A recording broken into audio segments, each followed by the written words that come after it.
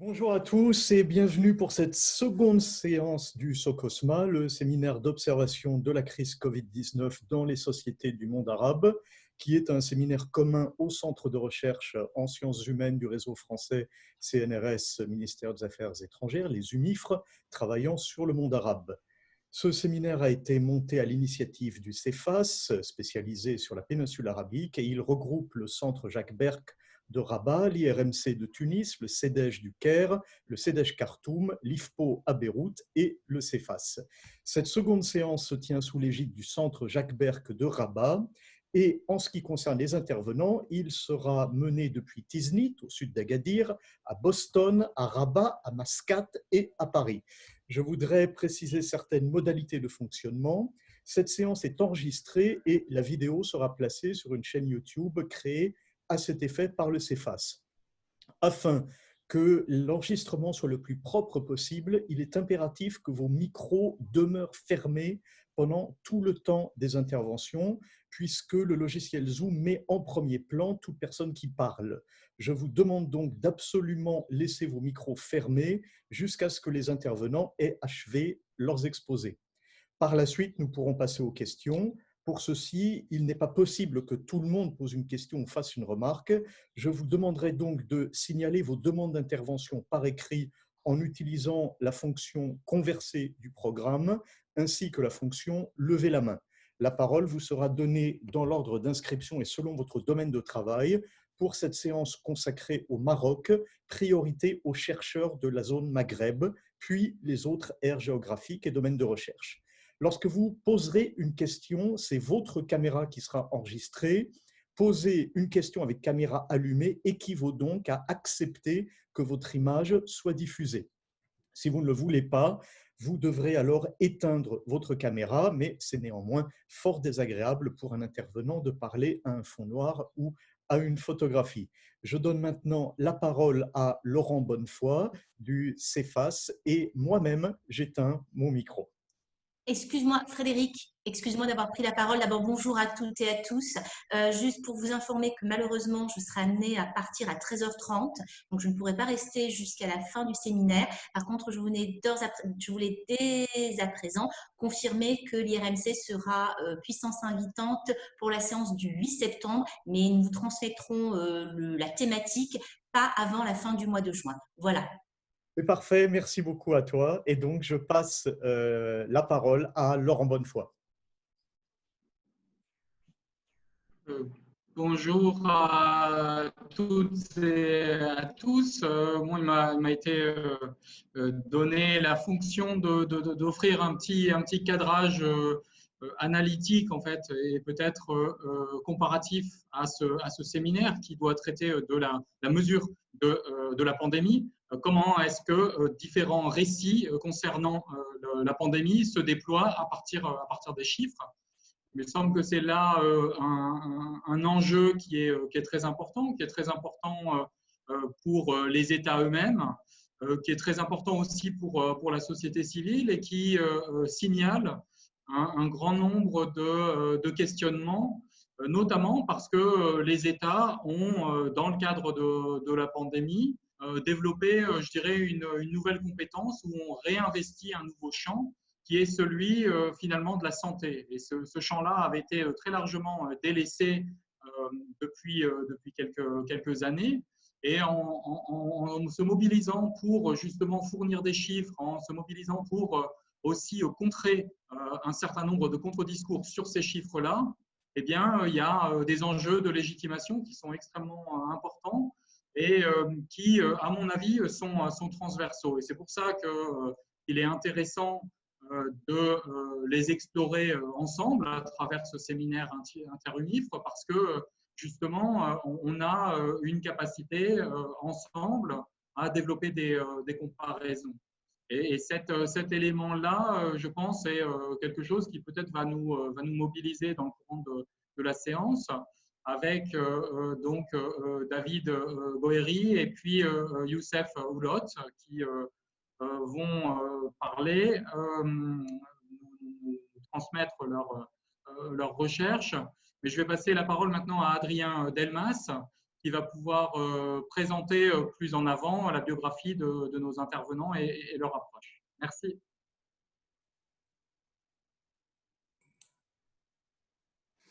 Oui, bonjour à toutes et à tous. Je suis vraiment ravi d'entrevoir des collègues et amis un peu aux quatre coins du monde, là aux quatre coins de l'écran, mais aux quatre coins du monde. Et puis je suis ravi de dire un mot bref depuis le centre, enfin depuis Rabat et depuis le centre Jacques Berck, hein, qui est partenaire de cette belle initiative et où j'ai réussi à me frayer un chemin ce matin. Donc, j'ai réussi à rejoindre le bureau, même si, vous le savez certainement, on n'est pas déconfiné au Maroc.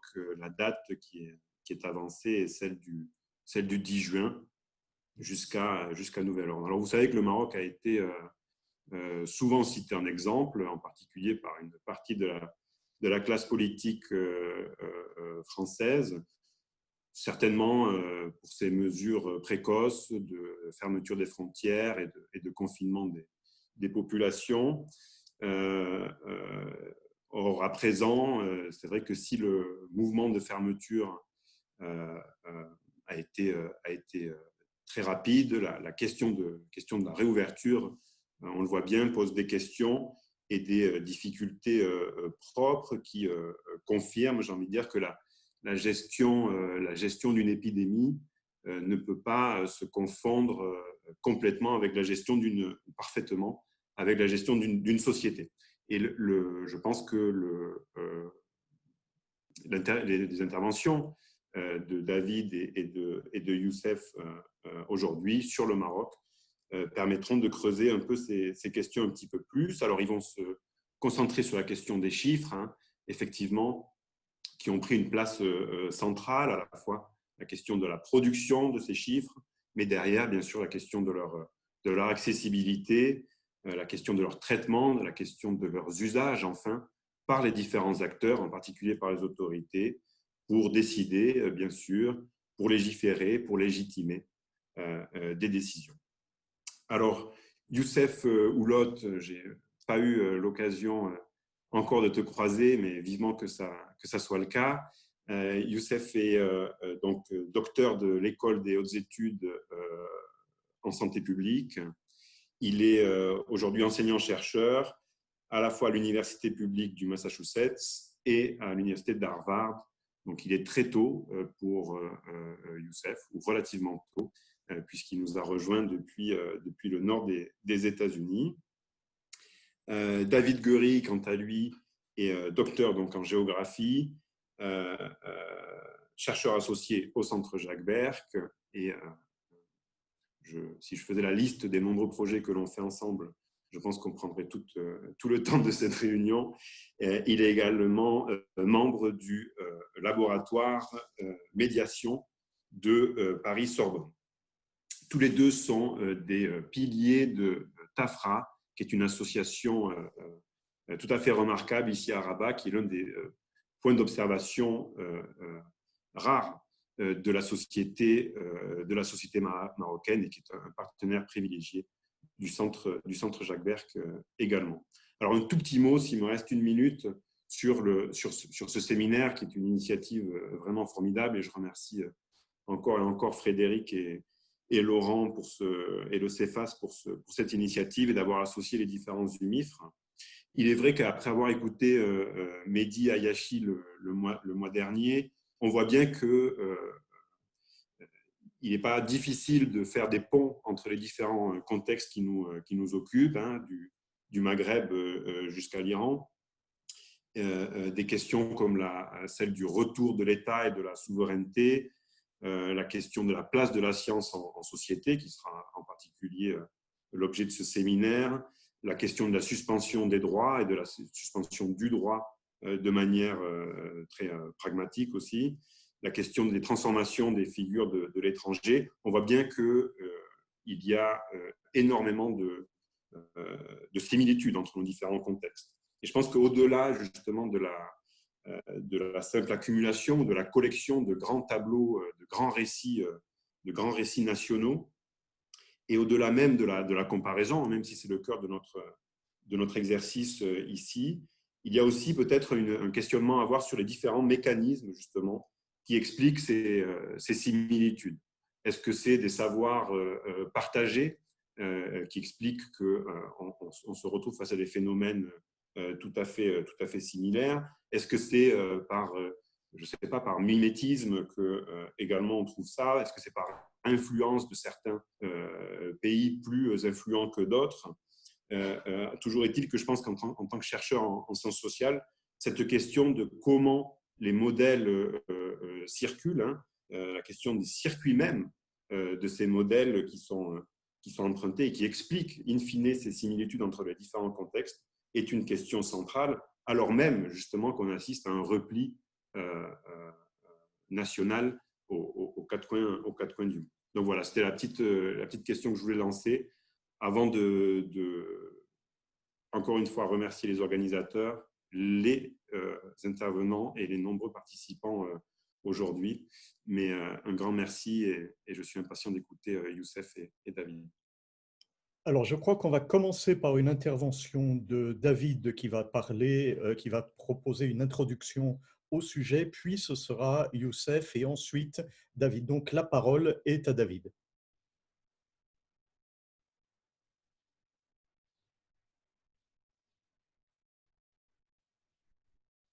Qui doit mettre son micro pour le coup.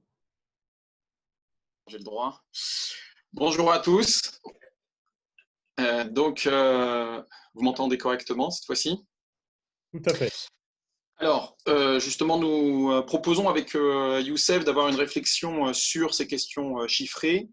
Et avant d'entrer vraiment sur ce cœur du débat, il nous semblait intéressant de remettre un petit peu en perspective le cas marocain, même comme si le soulignait Adrien, c'est un cas qui a été abondamment commenté dans les médias internationaux, dont on a salué notamment l'efficacité.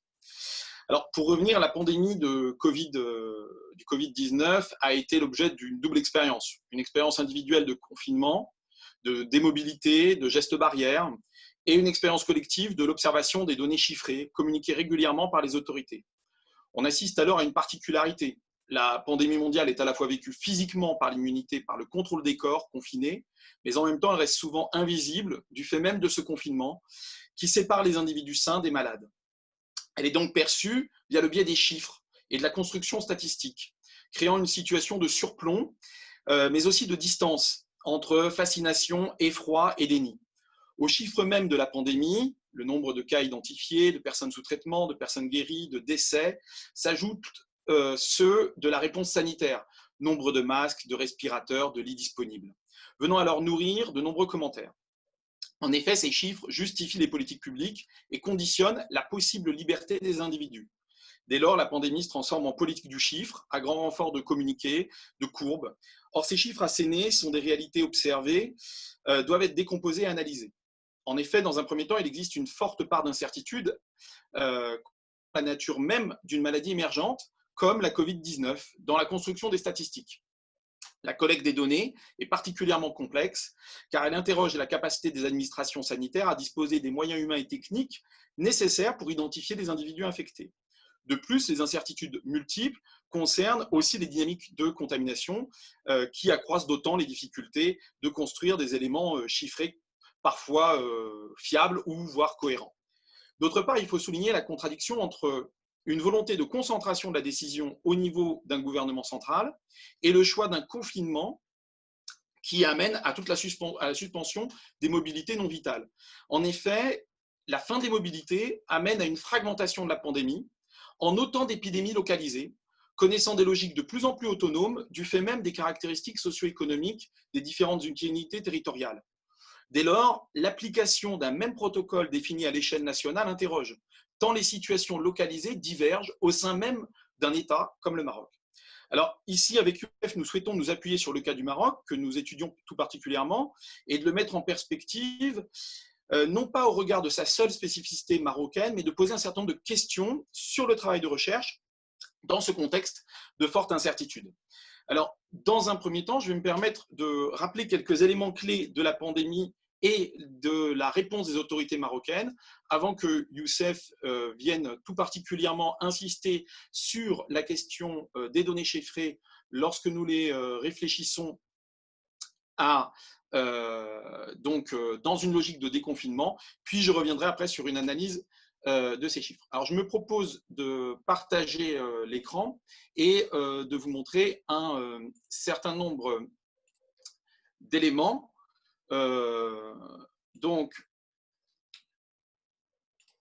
Qui viendront appuyer ce propos. Alors, la crise Covid-19 au Maroc. Effectivement, les Marocains apparaissaient comme particulièrement exposés à la pandémie, alors que leur système sanitaire était particulièrement fragile et que le Maroc est inséré dans un circuit de mobilité de plus en plus intense. Et donc, la gestion de la pandémie n'a été possible que par la mise en place d'une double politique, alliant un contrôle sécuritaire et des aides sociales généralisées. Pour rendre compte de ce confinement, comment il a été rendu acceptable, je voudrais surtout détailler la séquence du 10 au 27 mars, durant laquelle s'est construite cette réponse marocaine. Alors, effectivement, le Maroc avait commencé à avoir des relations directes avec la Chine, qui était en plein développement, à l'image de Royal Air Maroc, qui venait d'ouvrir le 15 janvier la première liaison aérienne directe Casablanca-Beijing. Cependant, malgré le rapatriement de 167 résidents marocains à Wuhan le 1er février, les premiers cas identifiés furent importés via l'Europe. Le 2 mars, un Marocain revenant d'Italie est identifié comme porteur du Covid-19. Et donc, le 10 mars, on a un premier décès qui est enregistré d'une Marocaine de 88 ans et ayant séjourné elle aussi en Italie. Les liaisons donc aériennes, maritimes et maritimes avec l'Italie sont suspendues. Ce qui est assez intéressant, c'est que cette même journée du 10 mars, il y a des premiers contacts qui sont pris par le patronat avec le ministère de l'économie et qui vont aboutir dès le 11 mars à la création d'un comité de veille économique qui sera présidé par M. Ben Chaboun, le ministre de l'économie, regroupant ministre de l'Intérieur, des Affaires étrangères, de la Santé, de l'Industrie, de l'Agriculture, du Tourisme, du Travail, mais surtout les représentants du patronat, de la Confédération générale des entrepreneurs du Maroc, CGEM, des chambres professionnelles, de la Banque centrale et des grandes banques marocaines. Il atteste des liens très forts qu'il existe entre la deuxième composante du gouvernement marocain, qui est dirigée par les islamistes et présidée par M. El Othmani, mais le deuxième parti, le Rassemblement national des indépendants, est particulièrement proche du patronat, ayant d'ailleurs plusieurs de ses ministres, comme Aziz Arnouch, ministre de l'Agriculture, et Moulay Hafid El Alami, qui sont eux-mêmes des très grands entreprises, dirigeant deux grands groupes du Maroc, Aqua d'une part et SAM de l'autre. Le 12 mars, il y a une accélération suite à la suspension des liaisons entre le Maroc et l'Espagne, qui est actée autour de 19 h, suite à un échange entre les deux monarques qui vont décider de suspendre les liaisons terrestres et maritimes, mais surtout, après un certain nombre d'atermoiements, fermer les frontières terrestres pendant la nuit, à 6 h du matin, le 13 mars, entre Ceuta et Melilla. Cette décision, elle amène à une accélération du processus, puisque la journée du 13 mars va commencer à avoir les interdictions de voyage qui sont étendues à la France, à la Belgique, au Portugal, à l'Allemagne, aux Pays-Bas. Puis, vous allez avoir ensuite le 14 mars à l'ensemble des pays européens, puis le 15 mars à tout pays. Seule la frontière avec la Mauritanie, au point de passage de Guerguerat, restera ouverte jusqu'au 18 mars. Le Maroc souhaite ainsi mettre un terme aux cas importés qui sont majoritaires, parmi les cas dépistés lors du premier bilan détaillé fait par le ministère de la Santé le 19 mars. Cependant, l'épidémie est déjà identifiée comme circulant au sein du pays dans de nombreuses régions, Casablanca principalement, mais aussi l'agglomération Rabat-Salé-Temara, Marrakech, Fès, Tanger, Agadir, Meknès, mais aussi Guelmim et Berkane. Alors que le pays dispose d'une capacité de test très faible, qui est concentrée dans la ville de Casablanca et Rabat, avec seulement 3 laboratoires habilités, eh bien, l'acheminement des échantillons peut prendre jusqu'à 48 heures avant d'avoir un délai de réponse. Par conséquent, le gouvernement opte très rapidement pour une série de restrictions. Le 13 mars, le ministre de l'Éducation met fin à toutes les activités d'enseignement. Et puis surtout, le 16 mars, ce sont effectives avec la fermeture de tous les lieux publics, cafés, restaurants et autres salles publiques, mais aussi des mosquées suite à une fatwa du Conseil des oulémas à la demande du monarque qui est commandeur des croyants. Il est intéressant de noter que dès ces premières décisions de fermeture, il y a une forte contestation qui émerge sur les réseaux sociaux, avec d'une part des prédicateurs religieux qui dénoncent violemment la fermeture des mosquées, déclarant que le gouvernement est apostat. D'autre part, des figures beaucoup plus populaires, comme une youtubeuse de 48 ans, vivant en milieu rural, Minaïma, qui a plus de 200 000 personnes qui la suivent tout de même, et qui critique une décision qui oublie ceux qui survivent au jour le jour, qui doivent travailler dans tous ces lieux publics, décrétant qu'ils sont sûrs de mourir de faim et non du virus, dont elle minimise la dangerosité. Minaïma déclare ainsi qu'elle fera la bise à tous ceux qu'il rencontrera au souk.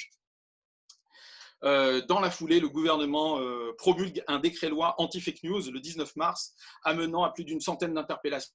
Il est intéressant de souligner que cette loi ne verra jamais le jour, puisque lorsque son contenu sera connu fin avril, elle provoquera une telle indignation sur les réseaux sociaux, un tel nombre de pétitions qu'elle a été reportée sine die.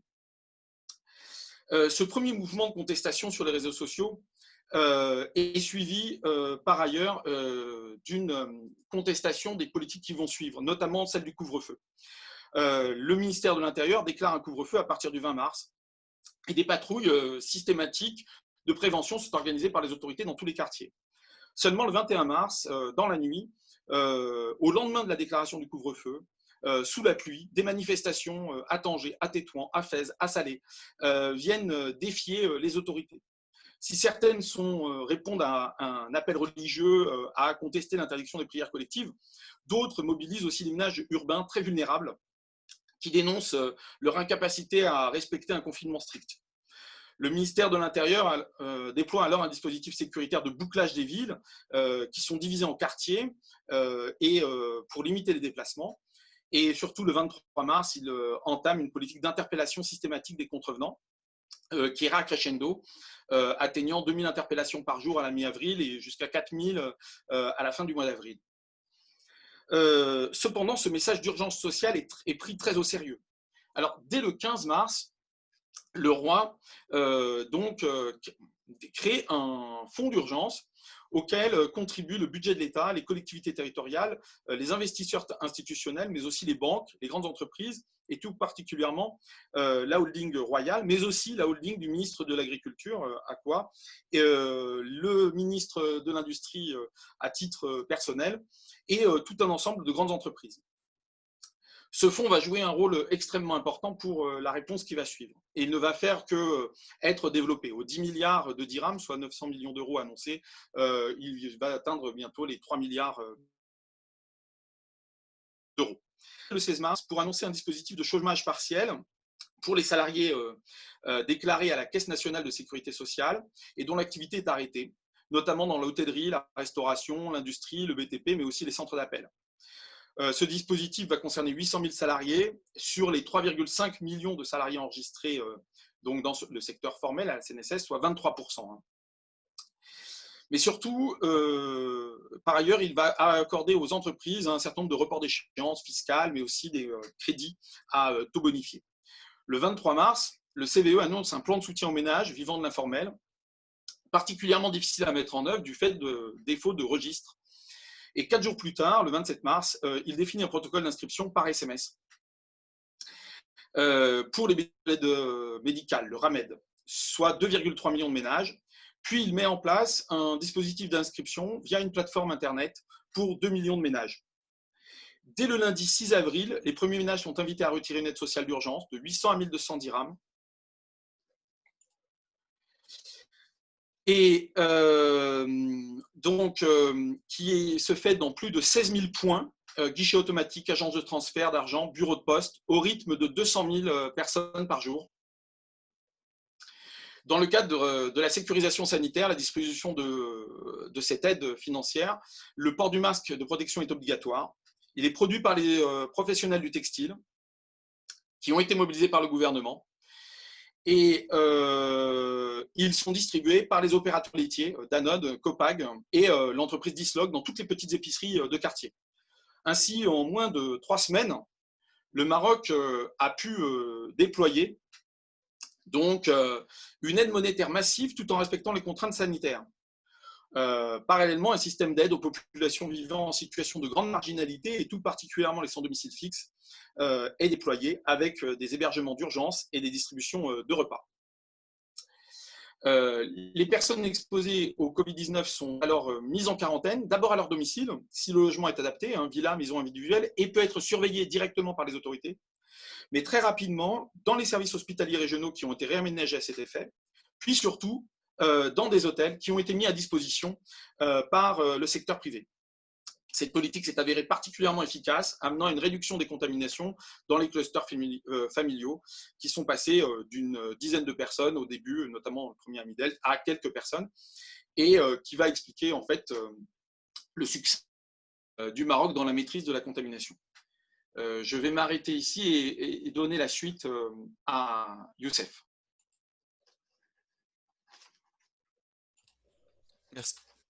Merci David. Merci et aussi je vous remercie tous pour l'invitation. Donc oui, je vais aussi partager mon écran.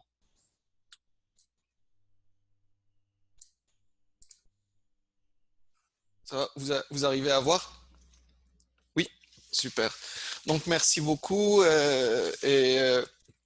je voulais d'abord dire 2 mots en fait sur ce quoi je travaille. Je travaille beaucoup plus sur des questions d'inférence causale en épidémiologie en fait et des méthodes d'inférence causale avec une expertise plus particulière sur les questions de développement de l'enfant, mais un peu plus dernièrement aussi sur les questions de comment les facteurs un peu psychologiques, etc., et des facteurs de violence influencent sur les phénomènes de radicalisation idéologique aussi, en fait, surtout au Canada. Donc, cela m'amène en fait aussi à parler du fait qu'en épidémiologie, il y a beaucoup de courants et parmi ces courants dans lesquels je m'inscris un peu, c'est que l'épidémiologie, c'est d'abord une science sociale. C'est pas qu'une science de données et que quoi qu'on ait comme données, ça ne peut absolument pas être exploité, ni analysé, ni interprété en dehors de tous les phénomènes sociaux et indicateurs sociaux et sur des bases théoriques sociales en général. Donc, je vais parler un peu de tous ces modèles qu'on voit, comment c'est fait en général et pourquoi vous allez voir que c'est très difficile en fait de modéliser une épidémie qui est encore en cours en général. Et après, je vais parler un peu de quelques pistes en fait pour les mesures de déconfinement et les indicateurs de déconfinement dans les pays à ressources en fait limitées en général. Donc, en général, il y a énormément de modèles pour modéliser une épidémie. Il y a 3 types de modèles. Des modèles qu'on va appeler vraiment statistiques, ça veut dire des modèles basés sur des données, que des données. Et c'est tout ce qui est modèles spatio-temporels, séries temporelles, etc. Puis, il y a des modèles mécanistiques. Vraiment, c'est des modèles plus mathématiques, théoriques, des chaînes de Markov, et puis ce que vous voyez maintenant beaucoup, des modèles compartimentaux, déterministiques ou non déterministiques des fois. Et ici, par exemple, ça, c'est beaucoup utilisé en fait en sciences sociales, c'est les modèles basés sur le comportement individuel, etc.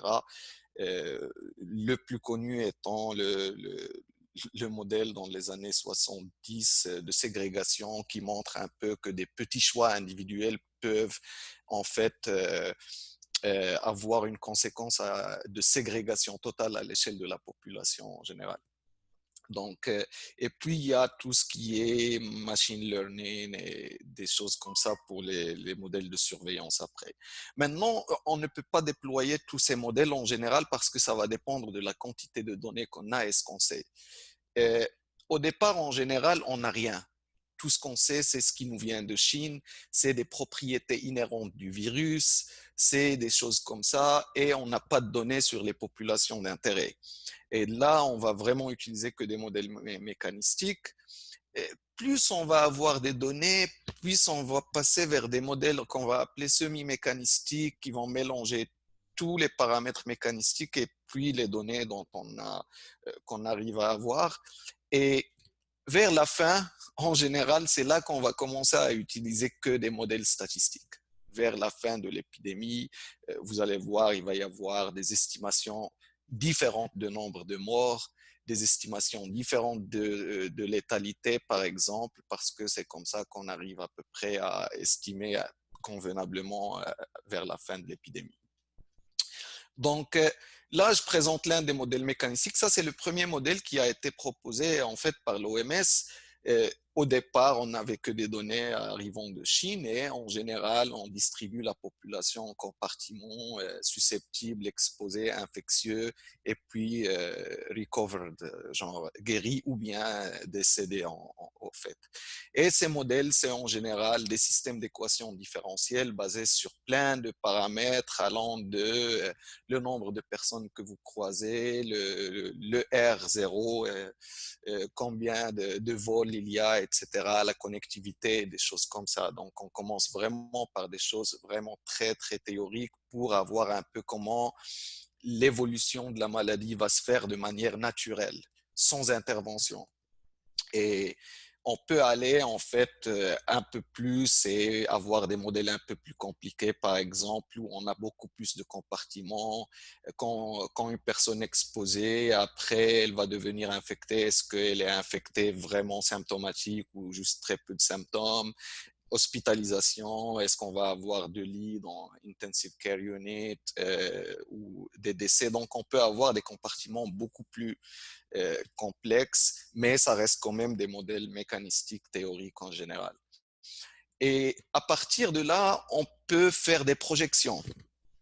Et j'insiste sur le fait que c'est des projections, c'est pas des prédictions. La différence étant que ici, on n'est pas dans quelque chose qui ne va pas changer. Supposons maintenant, vous savez, les modèles les plus compliqués qu'on connaisse, par exemple, c'est les modèles de la météo. Et imaginez avec moi, les météos, on ne peut pas prédire au-delà de 2 semaines avec certaines certitudes en général ou juste avec une incertitude petite. Et encore, la météo, elle ne va pas changer en fonction de votre comportement. Si vous savez demain, par exemple, qu'il va pleuvoir, la météo, elle ne va pas changer si vous prenez un parapluie ou pas. Alors qu'ici, on est sur des projections parce que ce modèle, il va influencer le comportement qui va influencer le modèle encore une fois.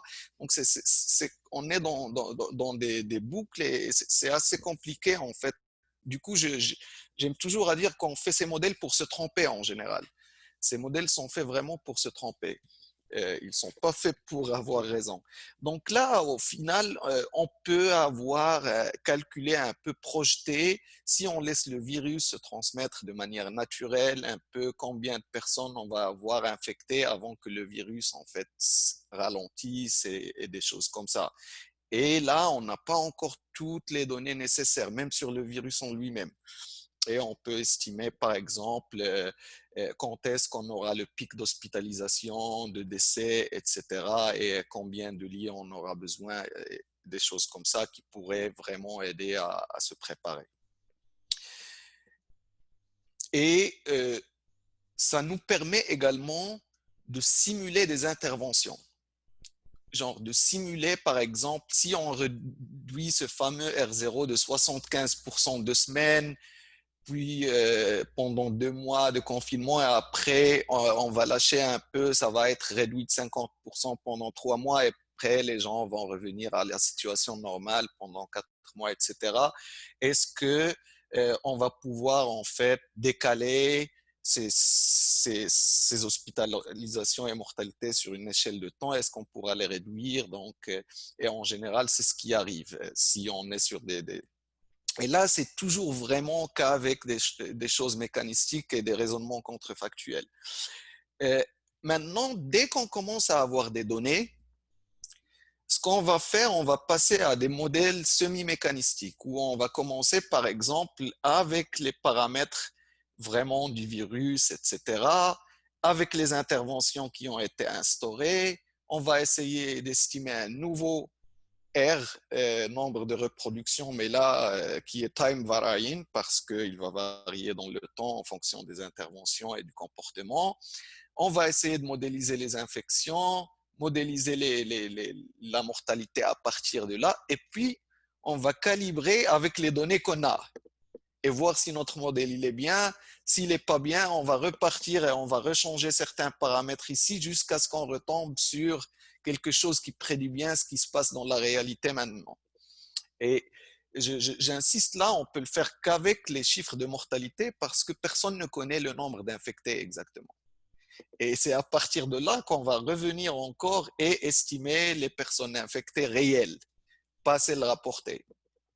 Et à partir de ces typologies de modèles, en fait, on peut remonter, par exemple, avec des calculs probabilistes, à quel était le R0 de départ, parce que vous savez, le R0, il est très contextuel. Ce n'est pas un chiffre inhérent au virus. Il y a la probabilité de transmission, il y a le nombre de contacts que vous faites, il y a même le comportement. Donc, c'est quelque chose qui mélange biologie, comportement et société. Et du coup, le R0 au Maroc, ce n'est pas celui en Norvège, ce n'est pas celui en Suède, ce n'est pas celui aux États-Unis. Du coup, on peut remonter, par exemple, on peut estimer avec une haute probabilité, par exemple, que le virus il a commencé à circuler au Maroc vers fin février avec en début un R0 qui est plus haut que 3. Il y a une haute probabilité qu'il ait été plus haut que 3. Et avec ça, genre, par exemple, on calibre, comme je disais, avec les données de mortalité, voir un peu si notre modèle semi-mécanistique, en fait, il matche bien les données de mortalité. Et après, on peut même faire des prédictions à partir de ce modèle semi-mécanistique sur les données de mortalité dans les semaines à venir. Donc, c'est à peu près ça qu'on fait. Et on peut, à partir de là aussi, estimer l'incidence ou le nombre de nouvelles infections pour le mois à venir, etc. Et vous voyez ici l'incertitude qui est quand même assez élevée. Donc, ça, c'est à peu près ce qu'on fait. Et maintenant, on a vu, je pense, partout dans tous les pays, aux États-Unis, au Maroc, des gens présentaient des modèles comme ça, genre basés sur quelques distributions gaussiennes ou non gaussiennes ou logistiques, et fitter ça sur les données, etc. et commencer à vous donner où est-ce qu'il est le pic, etc. Pour moi, ces modèles, ils sont dangereux. En fait, ils sont dangereux parce qu'ils ne sont basés sur aucune connaissance épidémiologique, virologique ou biologique. C'est des choses où on est en train de modéliser des chiffres qui sont faux de toutes les manières, pour différentes raisons, parce que personne ne connaît le nombre de cas réels. Du coup, modéliser le nombre de cas, c'est complètement... on peut, en gros, ça aboutit à modéliser du bruit au lieu de modéliser la réalité. On peut modéliser du bruit avec beaucoup de certitude et avoir une très bonne certitude sur les bruits, alors qu'on passe complètement à côté de la réalité. Et pourquoi je considère que c'est dangereux? Parce que ici aux États-Unis, par exemple, la Maison-Blanche, c'est basé sur un modèle comme ça au départ.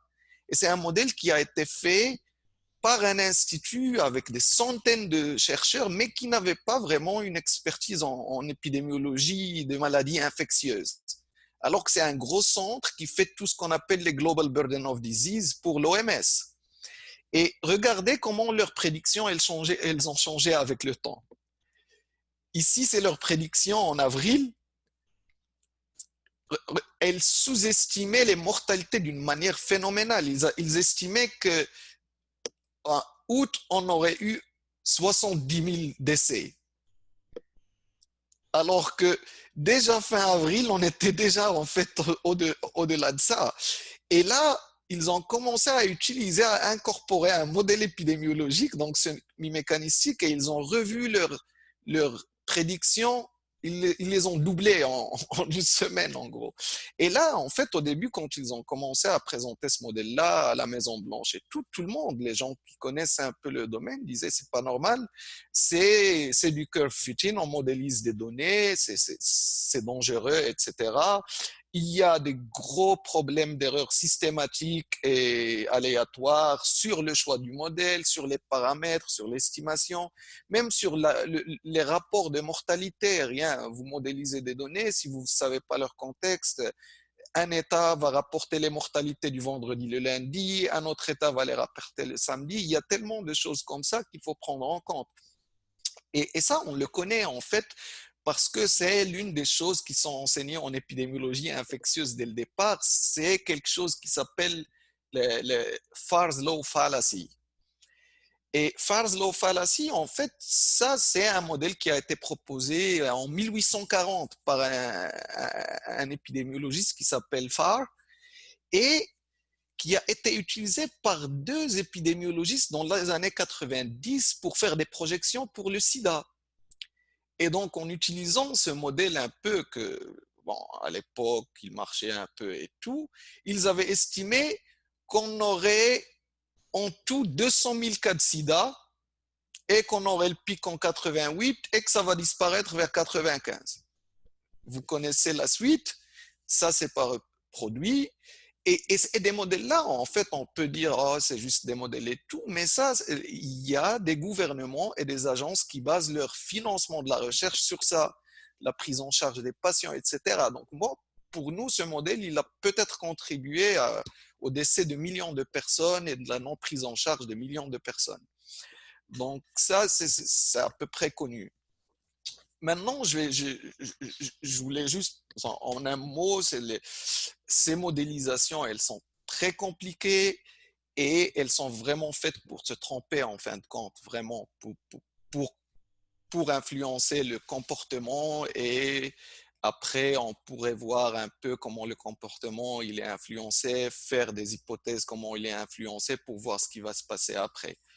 Maintenant, je vais passer juste sur une petite partie pour déployer quelques réflexions sur comment on va, en général, dans les mois à venir, qu'est-ce qu'il faudrait faire ou quels indicateurs suivre. Donc, je vais commencer par ce truc, c'est qu'il n'y a pas de certitude dans la science, on ne sait jamais, mais on est probablement en face d'un virus qui va rester là. Moi, les gens qui disent il va disparaître, je ne sais pas comment il va disparaître, il va aller dans le néant ou comment. On n'a pas encore vu un virus disparaître comme ça. Donc, du coup, ça, c'est un peu un modèle qui prend en compte des paramètres si jamais on a une immunité croisée à partir des autres virus de la même famille, les bêta-coronavirus, et aussi des hypothèses sur la durée de l'immunité qu'on peut avoir en étant infecté. Et en gros, genre toutes les simulations, la seule où on ne le verra plus revenir en fait, et encore peut-être au moins pour les 5 prochaines années, c'est si on acquiert une immunité à très longue durée, vraiment presque à vie. Alors que si on a des immunités de quelques mois, etc., c'est possible que le virus recircule comme les virus du rhume ou comme l'influenza en général, de la grippe tous les ans. Maintenant, on va s'adapter, lui aussi, il va s'adapter, etc. Je ne pense pas qu'il y aura autant de mortalité dans les années à venir, mais on ne sait jamais. Donc, à peu près, à partir de là, il va falloir des préparations. Et le problème, c'est que le confinement, c'est une solution archaïque du 14e, 15e siècle en général. Ce n'est pas une solution. Donc, l'idée, c'est qu'il faut lever le confinement, mais comment? Mais après, on va voir à la fin, si on regarde les chiffres sur la mortalité, le confinement, il aura des effets positifs parce qu'il y aura moins, en général, moins de décès du crime, moins de décès à partir des accidents de la route, moins de décès causés par la pollution, parce que la pollution, c'est quand même 10 millions de décès par an dans le monde. Et en même temps, on va voir ressurgir des phénomènes de santé ou des impacts à long terme, psychologiques, mais économiques, etc. Genre, le statut socio-économique, c'est le plus gros prédicteur de la maladie, en gros. Le stress, exactement, aussi, et des choses sur les vaccinations, parce qu'on commence à regarder, par exemple, rien qu'au Maroc, les programmes de vaccination ou d'immunisation des enfants ont connu une baisse d'à peu près 30 à 35%. Aux États-Unis, c'est pareil. Donc, il y a risque de sortir de cette épidémie et de rentrer dans d'autres épidémies dans les années à venir qu'on avait oubliées, de tuberculose, de polio, de rougeole, etc. Donc, ça, il va falloir faire très attention. Et du coup, la question, en fait, c'est pas quand le confinement devrait être levé, mais comment. C'est la question qui se pose en général, surtout dans nos pays. Et bon, il y a des pays qui ont des task force, etc., d'autres qui n'en ont pas, et il y a une telle entropie dans les systèmes que c'est. Donc, l'idée pour moi, c'est une première chose, c'est avoir une idée claire de la situation sur le terrain. Parce que vous savez, le nombre de cas, etc., ça dépend de votre capacité de tester et de l'algorithme que vous utilisez pour tester. C'est qui vous testez? Vous testez les symptomatiques, vous testez les malades graves, vous testez tout le monde aléatoirement. Il faut un gros travail pour identification, traçage des cas et isolation, et puis établir des mesures de surveillance, et puis se préparer pour les challenges que je viens de dire à long terme. Et ça, c'est avec. Donc, je vais déployer une réflexion sur ça. C'est on peut faire des petits calculs pour estimer un peu les cas sur le terrain. À partir de la mortalité en général, on a des formules à partir de l'incidence, de la durée d'hospitalisation avant mortalité, etc., pour voir à peu près quel pourcentage les pays détectent des cas réels. Donc, et on va voir ici, par exemple, la Tunisie fait bien, le Maroc, il fait bien parce qu'on détecte à peu près entre un cas sur deux entre un cas sur deux à un cas sur quatre en général ou sur sept. Et la Tunisie à peu près pareil, l'Algérie moins. Ici, on voit qu'en général, ils sont à moins de 10% de cas réels détectés. Il y a l'Égypte aussi, c'est pas fameux. Et il y a des pays qui font très bien, comme le Gabon, la Côte d'Ivoire, le Sénégal aussi.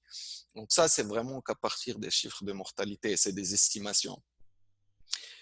Et maintenant, il y a aussi ce qu'on appelle la positivité, genre combien de tests vous effectuez et combien arrivent à être positifs. Donc, et en général, on veut être à peu près ici où pour chaque cas positif, on aura fait 200 à 500 tests, etc.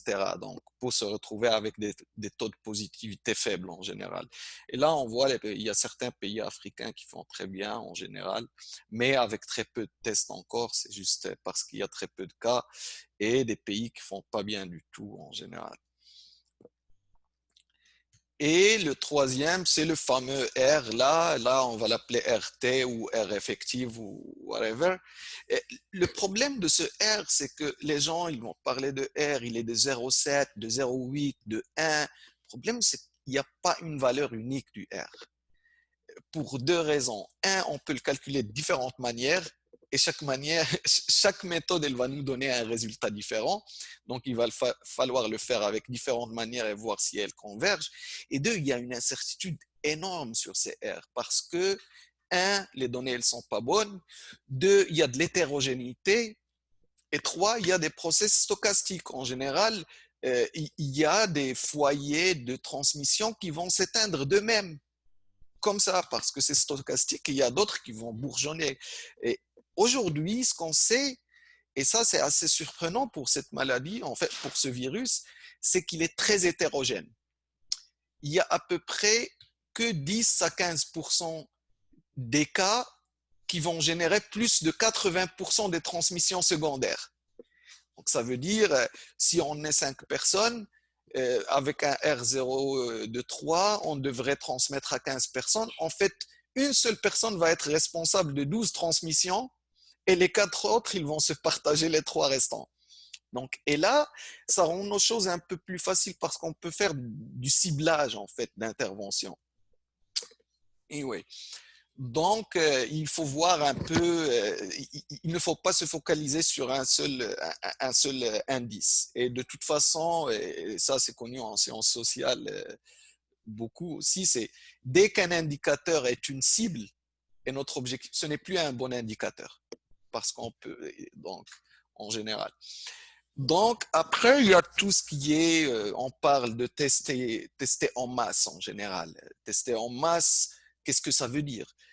Si vous voulez arrêter cette épidémie en testant en masse, il va falloir tester un gros pourcentage de la population, genre autour de 3 à 4% toutes les semaines. Et je ne pense pas qu'il y ait un de nos pays qui ait les capacités de faire ça en général. Donc, il y a moyen de regarder ce qui se passe en déployant des enquêtes représentatives, de tests de séroprévalence, etc., ou de tests antigéniques. Le problème, c'est qu'on commence déjà à entendre des gens dire des passeports d'immunité et des choses comme ça depuis 1 mois ou 2 mois, alors que c'est complètement, c'est dystopique de toute façon, et deux, en épidémiologie, c'est un peu débile en fait de faire des décisions individuelles sur des choses qui ont été développées sur la population. Pour une raison simple, c'est des tests qui doivent être déployés pour savoir un peu la prévalence à l'échelle populationnelle, mais pas pour faire des décisions individuelles. Je vous donne un exemple, genre un test qui arrive, par exemple, à identifier 95% des positifs comme positifs et 95% des négatifs comme négatifs. Et quand on est à une prévalence très faible dans la population, genre à l'échelle de 1%, ce qu'on est maintenant, je pense, en tout cas dans les pays des Maghreb, on doit être beaucoup moins que ça. Même si vous testez positif, la probabilité que vous ayez déjà été infecté en ayant testé positif, elle n'est pas plus que 16%. Donc, on va se tromper en gros 7 fois sur 8 ou quelque chose comme ça. Mais c'est très bien à l'échelle de la population parce qu'on a des manières en gros de rectifier ça, mais pas à l'échelle de l'individu. Après, il y a tout ce qui est pooling. Genre, les gens, je ne sais pas pourquoi ce n'est pas encore fait beaucoup dans les pays des Maghreb, mais quand on est à des prévalences très faibles, on peut en fait mélanger les échantillons d'une centaine de personnes et faire un seul test. Si c'est négatif, ça veut dire que tout le monde est négatif. Si c'est positif, on a des algorithmes pour savoir comment retester jusqu'à trouver ce qui est positif en général. Et il y a plein de méthodes comme ça. Ça a été développé pendant la Deuxième Guerre mondiale pour la syphilis à l'armée. Donc, c'est connu depuis très longtemps. Et après, il y a tout ce qui est... Il va falloir une armée de traceurs si ce virus continue ou revient, surtout en hiver, etc. Il va falloir des gens qui savent tracer, etc. Et voir comment on peut isoler les gens, surtout dans des quartiers à haute densité, dans des pays ou des villes à haute densité de population. Comment on va faire pour l'isolation et la quarantaine? Et au final, il y a d'autres mesures de surveillance. Par exemple, on a tous des réseaux sentinelles dans nos pays, des réseaux sentinelles pour la détection du syndrome grippal. Et en général, on peut détecter s'il y a quelque chose de nouveau qui circule juste à partir de ces réseaux sentinelles en utilisant des modèles de forecasting, en fait. Et quelque chose assez cost efficient, c'est en fait la détection dans les eaux usées. Vous savez, il y a tout un pan de l'épidémiologie qui s'appelle Wastewater-Based Epidemiology et qui est basé sur ces choses-là. Genre, on n'a pas les moyens de tester tout le monde. Ce qu'on fait, c'est qu'on va récupérer les eaux usées par quartier ou par conglomérat. On va mesurer ce virus dedans. C'est déjà fait, ça a été connu pour la polio il y a un moment. C'est connu pour les substances illicites. En fait, beaucoup de villes, elles surveillent l'utilisation de substances illicites à l'échelle de la population dans les eaux usées. Et maintenant, on sait aussi pour les perturbateurs endocriniens, on arrive à le faire. Et en général, ici, on regarde, ici, on arrive à détecter un peu une semaine avant l'apparition des cas. En fait, en Hollande, on est arrivé à le détecter dans les eaux usées 10 jours avant l'apparition du premier cas dans certaines villes. Ici, on arrive à le corréler avec le nombre de cas une semaine après, etc. Donc, et puis, il faut se préparer pour les conséquences à long terme, évaluation, comment le système de santé marche maintenant. On parle d'un bénéfice-risque ratio pour l'immunisation de 55. Ça veut dire rien qu'au Maroc. Par exemple, pour un enfant sauvé du Covid, on pourrait en perdre 55 dans les années à venir par d'autres maladies. Et en Afrique, dans d'autres pays africains, c'est autour de 100, 150, etc. Et puis, toute une réflexion sur ces tests qu'on doit acheter alors qu'on pourrait les fabriquer nous-mêmes. En général, c'est de la cuisine, c'est pas quelque chose de très compliqué, etc. Et des programmes de formation. Et j'espère que je me suis tenu à mes 20-25 minutes. Voilà. Je vais...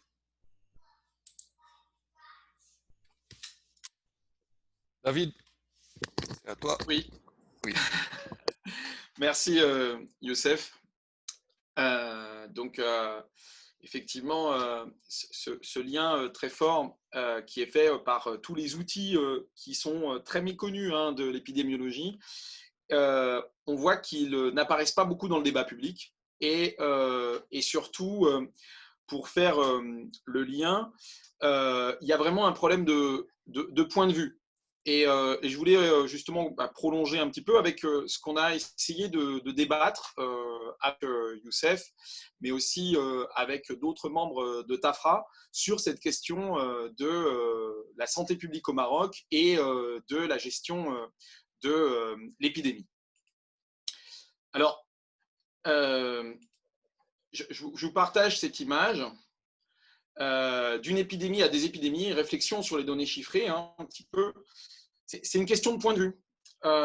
Vous avez deux photos prises à Casablanca, une qui va être diffusée dans la presse internationale, dans la presse française, qui est en haut, et puis une autre qui est diffusée par l'agence de presse marocaine et largement reprise par la presse en ligne marocaine.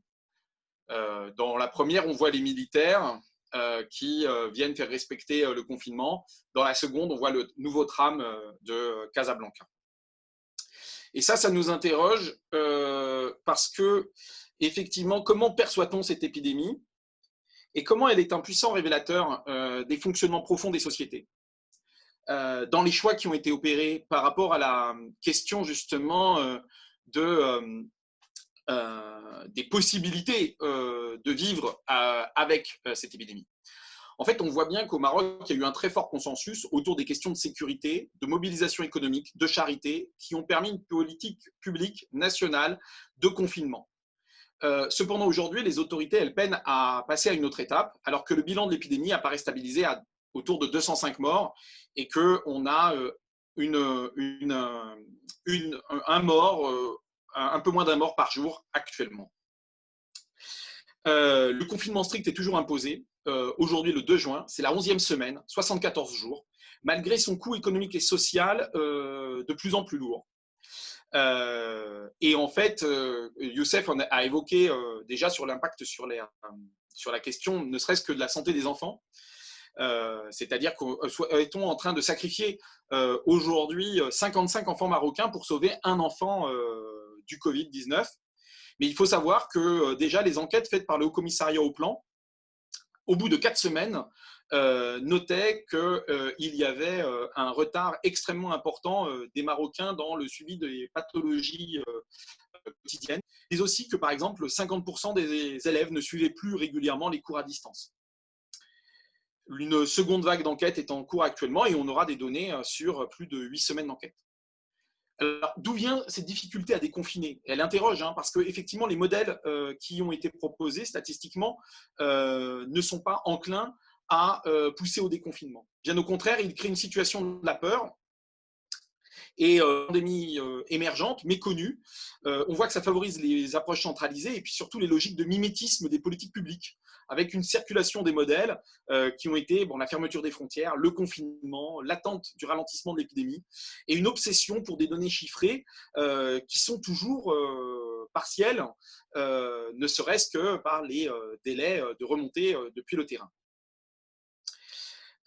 Et finalement, on a peu de sens, ça a peu de sens par rapport au fonctionnement de l'épidémie, d'autant plus lorsqu'il a été choisi de confiner et de mettre fin à toutes les circulations entre les villes.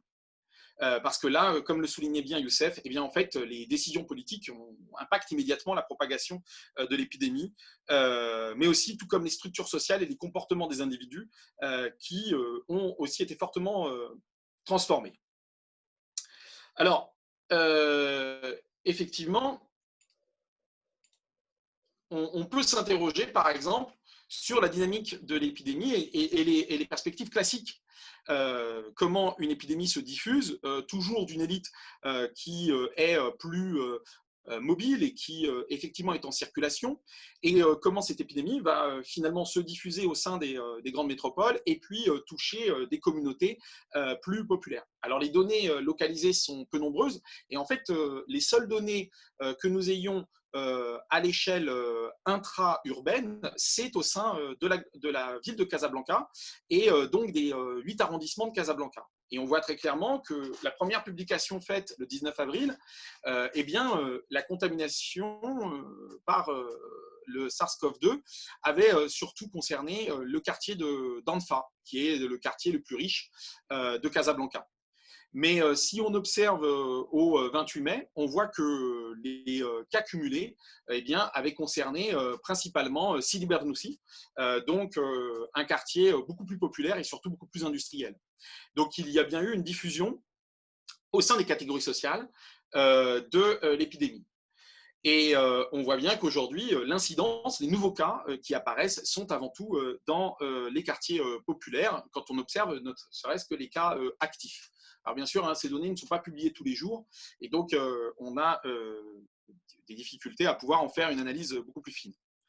Et là, on tombe sur des choses particulièrement faciles à identifier. Hein. Les quartiers aisés, les habitants disposant de villas et de conditions de confinement beaucoup plus propices au contrôle de l'épidémie, du fait de leurs revenus, de leur épargne, ils ont pu s'isoler facilement. En revanche, les habitants des quartiers plus populaires ne disposaient pas des mêmes revenus ni des mêmes épargnes et ne pouvaient pas s'isoler, étant souvent dans des logements où il y a une plus forte occupation et un plus grand nombre d'individus par pièce. Mais à cela, on peut voir que s'ajoute la question intergénérationnelle et aussi de l'âge des habitants, parce que effectivement, si on regarde le nombre de décès, eh bien, à présent, Sidi Bernoussi a connu beaucoup moins de décès que Anfa. Et là, on voit bien aussi parce que ça a concerné des gens beaucoup plus jeunes et beaucoup moins fragiles face à la Covid-19. Alors, tous ces facteurs de risque peuvent être croisés et assurer une meilleure compréhension des dynamiques à l'œuvre, et notamment dans l'accès à des microdonnées. Alors, le Haut Commissariat au Plan, dans une note, a proposé une approche géodémographique des risques d'exposition au Covid-19 en reprenant un certain nombre d'hypothèses qui avaient été formulées concernant justement les questions de densité d'habitat, densité de logement, mais aussi de catégorie de logement.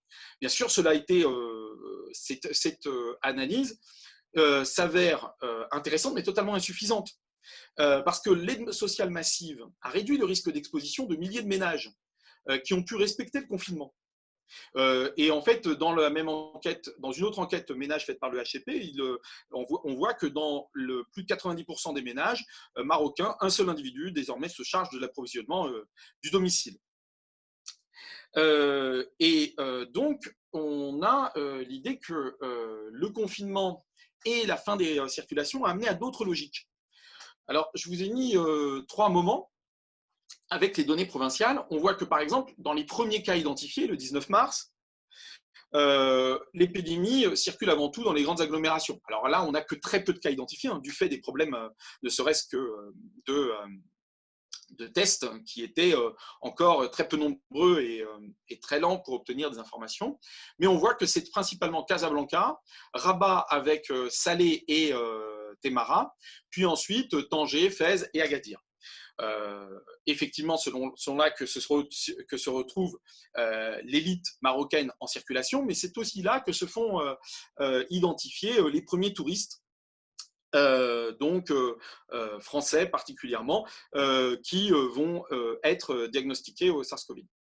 Maintenant, ce qui nous intéresse, c'est que on voit aussi qu'il y apparaît déjà, comme à Guelmim, donc ici, mais aussi de Stad ou de Ruribga et de Fribensala, donc dans des provinces beaucoup plus rurales et beaucoup plus isolées. Ce qui est intéressant, c'est que si on observe la dynamique, eh bien, on pourrait dire que les phénomènes de concentration se révèlent toujours pertinents, puisqu'au 13 mai, lorsqu'on prend le nombre de cas cumulés, ils étaient essentiellement dans la grande agglomération de Casablanca et avec Mohamedia, dans donc Tanger avec Larache, Fès et Marrakech. Et bien sûr, un certain nombre de provinces donc beaucoup plus périphériques se retrouvaient donc avec aucun cas de Covid, donc bon, notamment dans le grand sud saharien, comme Smara, donc Tantan, Tarfaya, mais aussi Tiznit et Boulmen ou encore Chefchaouen, alors que Tiznit et Chefchaouen sont beaucoup plus intégrés aux circulations touristiques et même aux circulations économiques. Tiznit étant sur l'axe vraiment commercial qui traverse le Maroc et qui dessert tout le Grand Sud. C'est en revanche, il apparaissait aussi que dans des provinces qui ont les mêmes caractéristiques, il y avait une très forte prévalence du Covid, notamment à Ouarzazate. En effet, ce qui s'est produit par la fin des relations, ce sont des cas localisés. Et Ouarzazate est devenu un des principaux lieux de contamination très donc concentré sur la prison, puisque c'est l'une des rares prisons où le SARS-CoV-2 a pénétré et à partir de ce moment-là contaminé plusieurs centaines de prisonniers, mais aussi du personnel. Il en est de même à Ramna, où c'est la base militaire de Ben Guerir, ou encore à Guelmim, où c'est la base militaire de Bouizaken. Ce qui est intéressant, c'est que ces situations amènent à voir autant d'épidémies que de provinces, et autant de particularités que vous allez avoir de territoires. Puisqu'on peut même considérer qu'à l'échelle de la commune urbaine de Ouarzazate, nous n'avons pas du tout la même situation que si nous regardons sur les oasis environnantes qui n'ont pas du tout été impactées. Alors maintenant, effectivement, lorsqu'on regarde la situation de l'épidémie et qu'on s'interroge entre le nombre de cas cumulés, le nombre de cas guéris et le nombre de cas toujours actifs, là c'est assez aussi intéressant parce qu'on peut s'apercevoir que sur les clusters qui étaient relativement isolés, notamment comme Ouarzazate, que vous avez ici, en fait, l'épidémie s'est éteinte. Et les autorités ont pu très facilement cerner, intervenir, soigner, et d'autant plus qu'il y a eu une mortalité par rapport au nombre de cas très faible, puisque nous avons eu à Ouarzazate que 4 décès pour 499 personnes guéries. C'est la même proportion que nous avons notamment à Ramna, donc à Ben Guerir, puisque nous n'avons que 2 décès pour 231 personnes guéries. Et en revanche, on voit bien que l'incidence actuelle se fait surtout dans les zones industrielles, que nous allons avoir à Casablanca, autour de Sidi Bourgnoussi, mais aussi tout particulièrement à Mohamedia et à Tanger. À partir de là, on voit bien que la circulation du Covid-19 va venir remettre en question les hypothèses de départ. Et on voit bien que c'est le fait de maintenir une activité économique souvent nécessaire qui amène à dépister de nouveaux cas. Et là aussi, il ne faut pas se tromper. En fait, avec l'augmentation de la capacité de test qui a été déployée au Maroc, le dépistage a été systématiquement dans les zones industrielles. Et là, on peut s'interroger de savoir est-ce que le lieu de contamination a été le lieu de travail, ou est-ce qu'au contraire, c'est parce que nous avons ces travailleurs qui revenaient sur leur lieu de travail et qu'ils étaient dépistés que l'on a pu identifier qu'ils étaient porteurs du SARS-CoV-2. Et effectivement, un certain nombre d'entrepreneurs ont déclaré que le test de dépistage avait été fait le premier jour de réouverture de l'unité industrielle. Donc, ce qui va plutôt dans le sens qu'il y avait une circulation du virus en dehors de l'unité industrielle et que celle-ci n'a joué qu'un lieu d'accélération. Alors, bien sûr, avec l'augmentation de tests, on voit que les autorités vont faire des tests ciblés. Et donc, après avoir fait le test dans les zones industrielles, elles sont actuellement en train de faire les zones de marché. Or, là, on a vu le 18 mai, à Casablanca, le marché Bardre est fermé suite à l'identification de la Covid-19 chez un jeune boucher. Puis, c'est le marché de gros aux poissons de Sidi Othman, toujours à Casablanca, le 25 mai, où là, on identifie plus de 50 cas. Et puis, le 26 mai, c'est le marché Shrifa. Donc là, on voit bien qu'il y a un problème très important sur ce que l'on fait de ces données. En fait, à partir du moment où on a la démultiplication des foyers identifiés autour de clusters professionnels dans les zones de forte densité, quelles sont les réponses qu'il est possible d'apporter à cette situation? Or là, on peut s'interroger, et je voudrais avancer sur la question de ce que l'on fait du débat scientifique. On voit bien qu'aujourd'hui, le débat scientifique a beaucoup porté sur les logiques curatives d'un potentiel traitement qui doit s'avérer moins dangereux que la maladie en elle-même. Et donc, il y a une course technologique, mais dont les délais en fait, sont particulièrement longs et ne peuvent aucunement permettre de fonder une reprise des relations sociales sur un quelconque traitement, si ce n'est en fait, de prolonger une situation de confinement qui sera pire en fait, que l'épidémie.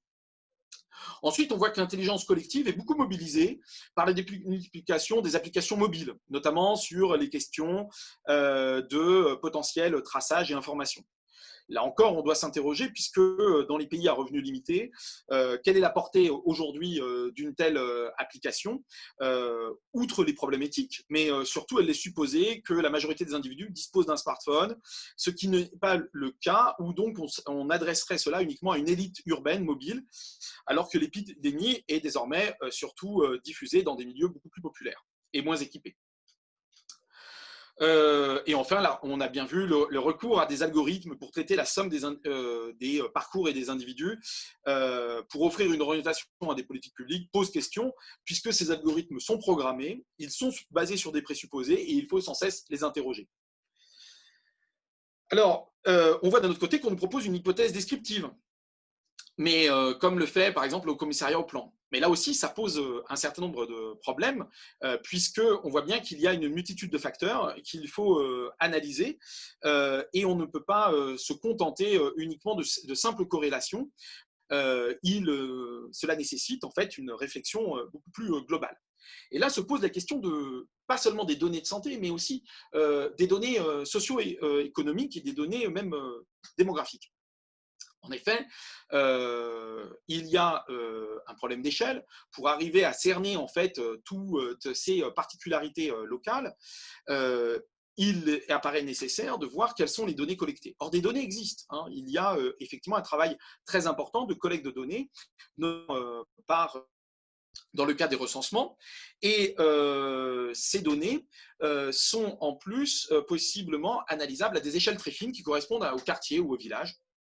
Mais elles sont souvent accessibles seulement par des protocoles très bien spécifiques. Ainsi, au Maroc, comme dans de nombreux pays, ces données sont préemptées d'une part par l'administration publique, qui est responsable de ces données, dont en l'occurrence ici le commissariat au plan, mais aussi par des sociétés privées qui apportent des solutions techniques, notamment via des systèmes d'information géographiques.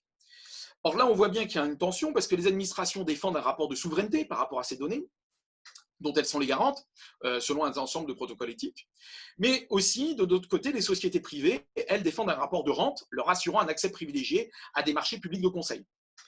Or, en situation de crise, ces deux structures sont peu réactives, du fait des moyens limités en termes de personnel et de compétences spécifiques. On voit bien que les administrations ont surtout des cadres qui sont des généralistes, qui doivent traiter une très grande variété de données collectées, et donc peuvent faire avant tout des travaux descriptifs. Et d'un autre côté, les sociétés privées s'appuient avant tout sur des ingénieurs qui ont surtout des compétences techniques liées à des logiciels. Et il apparaît donc une très faible capacité à pouvoir interroger ces données. Et ils ne peuvent pas faire autre chose qu'en fait fournir la description des données existantes. Il pourrait y avoir le recours à des groupes d'experts, mais là on peut s'interroger aussi sur nos propres limites. Un groupe d'experts, en fait, lui-même va se retrouver à avoir un certain nombre d'orientations, de choix, et peut-être ne pas proposer d'analyse particulière. Or, l'hypothèse issue du traitement des microdonnées qui peuvent être là, doivent être adossées à des analyses qui lient les dynamiques sociologiques, mobilité quotidienne des individus, activités collectives, mais aussi anthropologiques, comportement individuel, compréhension du risque, relations de voisinage, relations intrafamiliales. Et là, ce chantier ne peut se faire que par un accès plus fort aux données et une mobilisation large de la communauté scientifique, et notamment des sciences sociales, qui apparaissent comme ne commentant qu'après coup la situation et non pas étant à même de rappeler un certain nombre de fondamentaux. Et en fait, l'épidémie émergente pose alors la question de la gouvernance des données, aujourd'hui dominée par des logiques de monopole centralisé. Ces logiques de monopole centralisé nous amènent à une autre problématique qui sont les logiques infranationales. On voit bien qu'après l'échec d'une logique mondiale, eh bien, nous avons observé qu'il y a eu aussi un échec des logiques infranationales.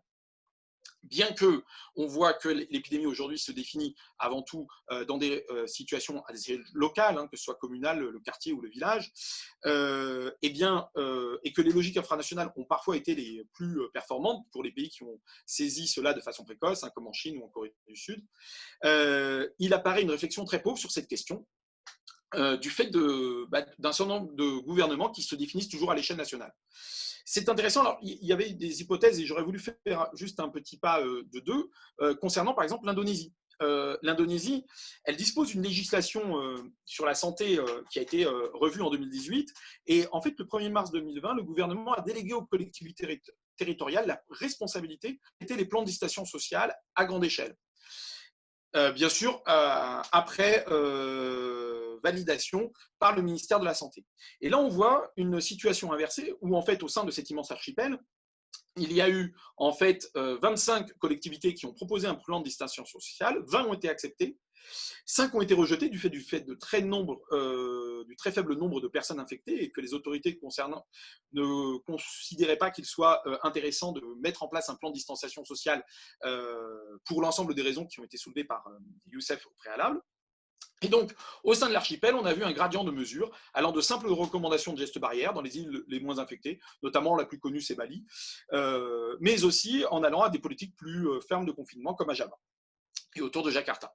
Or là, on voit bien que cette modalité de réponse permettrait fortement d'atténuer les effets du déconfinement, mais aussi de responsabiliser des acteurs locaux, mais aussi des populations qui sont aujourd'hui toujours traitées dans une situation un peu infantile.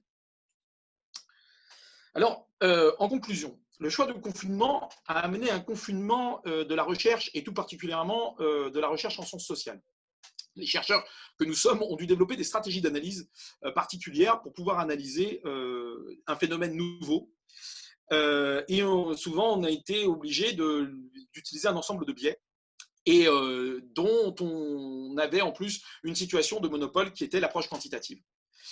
Or, les politiques qui ont été mises en place, et surtout les politiques des données, révèlent bien un hiatus dans la gestion de l'épidémie. D'une part, il apparaît un monopole des administrations centrales, qui se présentent comme les garantes de l'État, et elles semblent vouloir reconstruire leur légitimité dans le cadre d'une biopolitique. On revient vraiment au cœur de cette biopolitique telle qu'elle est définie par Foucault, qui est d'ailleurs concomitante du développement de la statistique.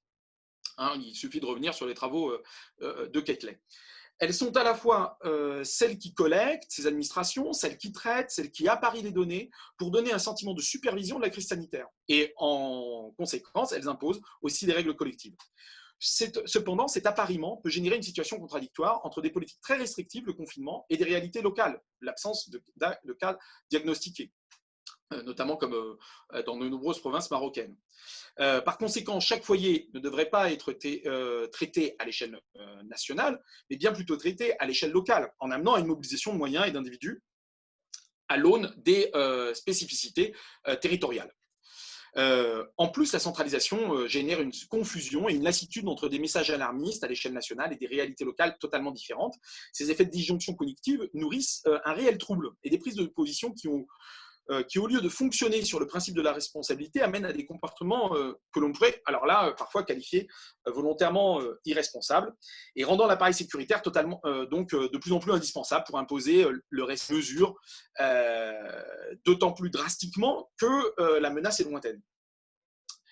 Donc la logique territoriale semble écrasée par les directives nationales et ne favorise aucunement les politiques préventives ciblées.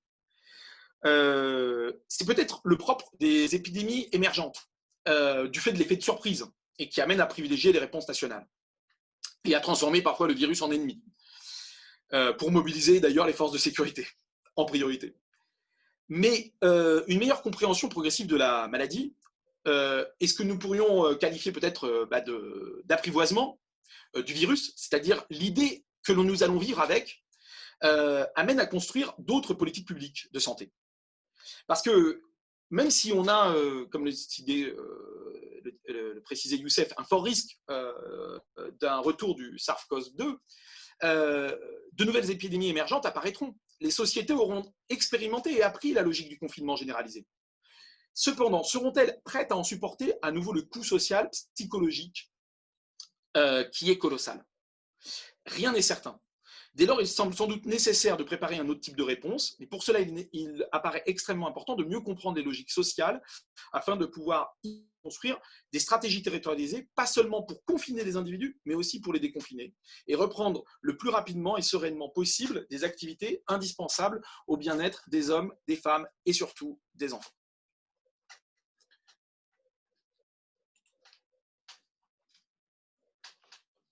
Merci. Merci donc à David Goeri et à Youssef Oulhod pour cet exposé extrêmement précis et pour cette conclusion sur le fait qu'apprivoiser le virus dans l'avenir, c'est peut-être passer d'une réponse nationale à l'idée d'un traitement qui soit territorial et également passer à la responsabilisation des populations. Je vais laisser peu de temps pour les questions parce que nos deux intervenants, en étant très précis, ont aussi fortement débordé le temps. Il y a une question de Marwan Taleb de l'IRMC à Tunis et donc je donne la parole à Marwan. Merci pour les deux présentations qui jettent un réel éclairage sur cette politique du chiffre au Maroc. Puis, tout d'abord, je tiens à vous communiquer les excuses de Madame Wassila Saïdia, qui n'a pas pu terminer avec nous la réunion pour cause d'une autre réunion qui s'est chevauchée au programme, et que je vous renouvelle à ce titre l'engagement de l'IRMC pour accueillir la prochaine séance de ce séminaire. Donc, voilà. David, salut, bonjour. J'ai plusieurs questions, mais je me limiterai à deux seulement. Et c'est toujours par analogie au contexte tunisien que je tends à présenter comme très similaire au contexte marocain. Enfin, c'est mon idée. Et donc, par rapport aux aides qu'a dispensé l'État marocain pour les populations les plus précaires, on a observé la même chose en Tunisie. Mais en Tunisie, on a également observé un débat qui est arrivé sur la place publique et sur les critères d'évaluation de cette population précaire et ces invisibilisés des statistiques officielles. Donc, c'est ce qu'on a qualifié ici en Tunisie. D'ailleurs, c'est un terme utilisé par une chercheure, Madame Betty Roulant, qui traite des questions des marginaux de la santé.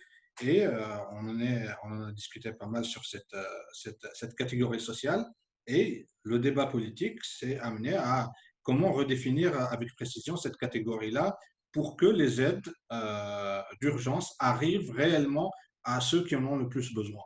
Ça, c'est la première question. La deuxième question, ça m'a étonné, les mobilisations et les revendications sur l'interdiction de la prière. Au niveau des villes, tu as donné comme ville Casa, Tanger, Rabat. Et par rapport à ça, ici en Tunisie, il y a eu un début de mobilisation, mais virtuelle, et qui a été désamorcé rapidement par le Moufti, l'autorité religieuse du pays, qui a décrété que non, faire la prière collective était contraire à ce que prône l'islam par rapport à la préservation de la vie. Donc, il y avait des priorités. Et donc, cette décision a été très acceptée en Tunisie, surtout dans le contexte de Ramadan, on sait assez sensible. Mais au Maroc, tu as dit qu'il y avait des mobilisations autour de ça. Est-ce que c'est une contestation de l'État ou est-ce que c'est une remise en cause du rôle de commandeur de croyants du roi? Parce que là, on est dans cette double rhétorique au Maroc. Et je me limiterai à ça pour mes questions. Donc David, ou c'est David qui était interpellé, je crois. Oui, oui. Merci Marwan. Donc, bonjour. Alors, effectivement, alors les deux questions que tu poses elles sont assez centrales. La première question est que le Conseil de veille économique avait conscience qu'il n'avait pas les bons critères pour pouvoir donc toucher les populations les plus précaires. Parce qu'il y avait déjà une forte contestation de l'aide médicale d'urgence qui est considérée comme ayant beaucoup d'erreurs de ciblage. Donc c'est pour ça que dès le départ, ils ont pensé à un double système qui était d'un côté mobiliser ce registre qu'ils avaient tout en sachant qu'il était dysfonctionnel et incomplet, et proposer une démarche donc d'auto-inscription sur une plateforme mobilisant à ce moment-là l'appareil donc territorial et notamment tout ce qu'on appelle les mokadem qui sont responsables des quartiers, et en faisant énormément de communication sur l'idée de s'inscrire. Donc, on voit bien que là, ils ont fait ce travail, qui est d'ailleurs une réflexion qu'ils avaient déjà entamée depuis plusieurs années, puisque le Maroc veut lancer un registre social unifié et mettre fin aux multiples aides, qu'elles soient aide à la scolarisation, aide médicale, mais passer dans une situation beaucoup plus efficace de ciblage des dépenses des aides sociales.